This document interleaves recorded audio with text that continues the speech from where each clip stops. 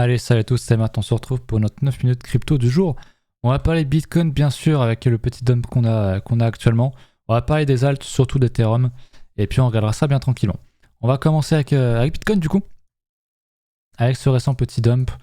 Euh, je vois que beaucoup paniquent, ça crie déjà un petit peu au top alors que concrètement quand tu dézoomes, attention au biais de représentation graphique, la chart est hyper bullish, qu'on laisse cette bougie rouge ou pas.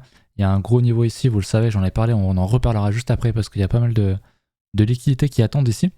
Mais voilà, on est quand même sur une grosse résistance qui a du mal à passer, on va pas se mentir. Hein. Ici, on échoue deux fois. Pour l'instant, est-ce qu'on va range en fait sous cette résistance pour ensuite la casser? Vous savez que un range sous résistance ou sur support, c'est bon signe pour casser ce niveau. Quand il y a du volume, c'est vrai que là, il n'y a quand même pas grand chose sur Bitstamp, en tout cas à voir sur les autres. Peut-être sur les marchés dérivés. Mais sur Bitstamp, c'est vrai qu'il n'y a rien du tout. Donc pour l'instant, ça invite quand même plutôt à la prudence, sur Bitcoin en tout cas. Voilà pour Bitcoin. Qu'est-ce que je voulais dire d'autre? On va regarder du coup les liquidations. La map a bien changé.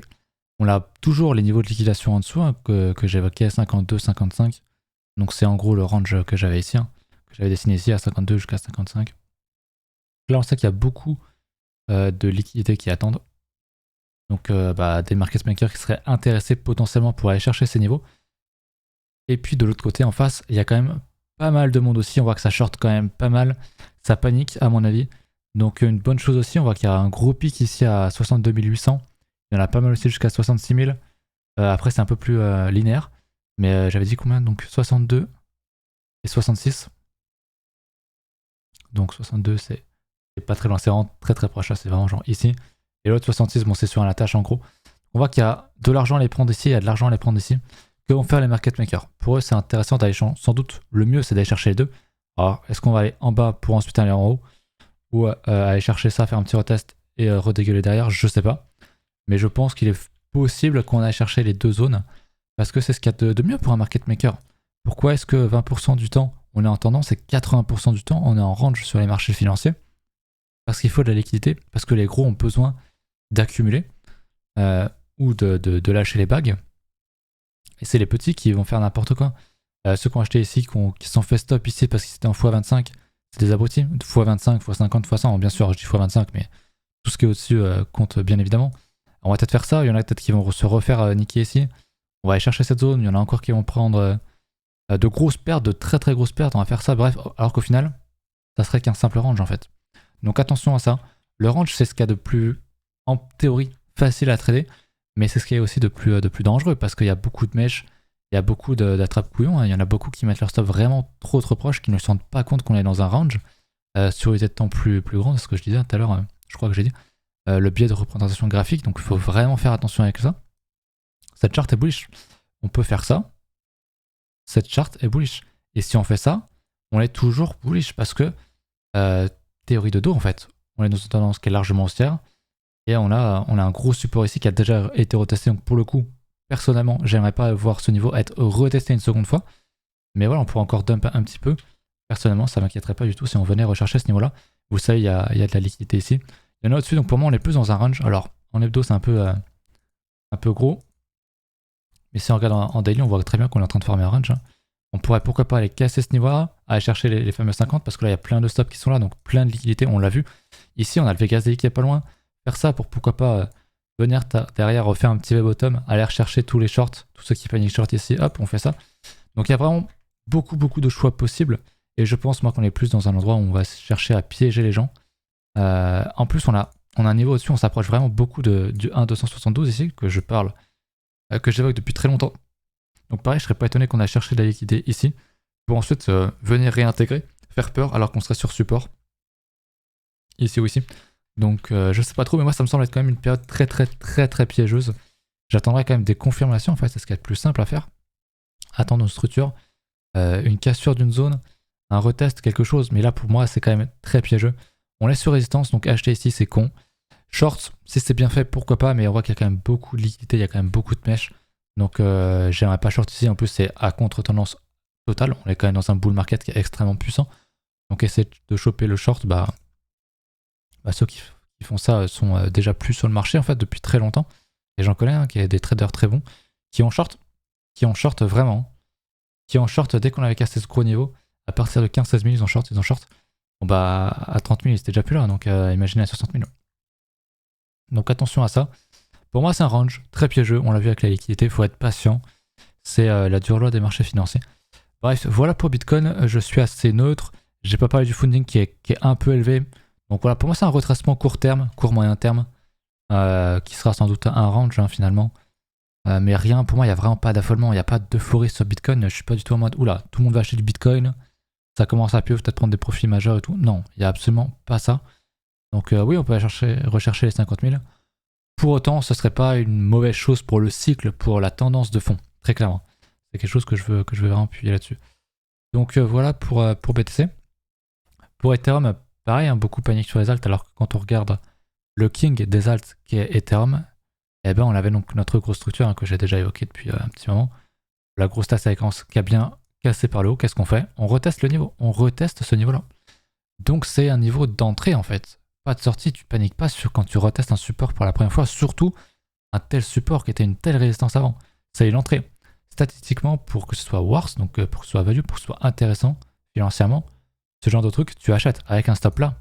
Plutôt que vendre ça, c'est comme ça. C'est beaucoup plus intéressant de taper ce genre de retest plutôt que de le vendre. Donc voilà pour Ethereum, mais c'est un peu pareil pour toutes les alts. J'ai pas vraiment regardé, mais si je regarde une de mes alts à moi, pareil, il faut remettre les choses dans leur contexte. Est-ce qu'on casse des structures? Est-ce qu'on casse des gros niveaux? Non. Au contraire, j'ai encore quelques shades qui pètent. On voit le clic par exemple. Si je prends, je sais pas, le WTC par exemple. Qu'est-ce qu'il dit le WTC? Il est en range. On l'a buté sur la résistance. Résistance qu'on a tapé, retapé, qui ne veut pas casser. Qui a beaucoup de mal, qui rejette encore. Mais là, c'est pareil. Là, sous ces mèches-là, il y a plein de gens qui avaient des stops. Sous ces niveaux de clôture, il y a plein de gens qui ont leur stop. Il y a sans doute plein de gens qui ont leur stop ici. Il y a sans doute plein de stops encore ici. Jusqu'où on va aller, je sais pas. Mais quand on dézoome, qu'est-ce qu'on a? On a un range.